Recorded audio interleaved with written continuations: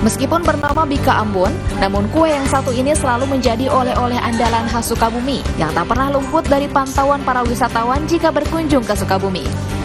Tak heran, di momen lebaran kali ini Bika Ambon selalu diburu dan kebanjiran orderan. Kue Bika Ambon legendaris di Bika Ambon Sudarasa yang berada di Jalan Siliwangi, Kecamatan Cikole, Kota Sukabumi, Jawa Barat ini menyediakan beragam varian rasa mulai dari Bika Ambon durian, nangka, gula merah, dan Bika Ambon original serta pandan yang masih menjadi primadona.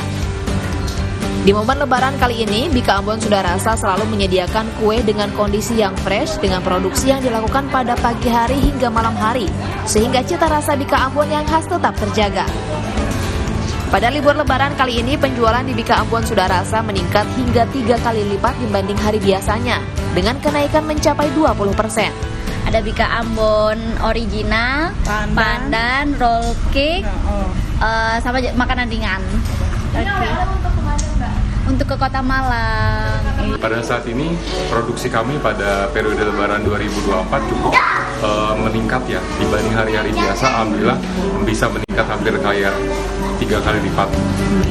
Selain Bika Ambon, di sini pun terdapat beragam oleh-oleh khas Sukabumi lainnya yang bekerja sama dengan UMKM yang ada di Sukabumi.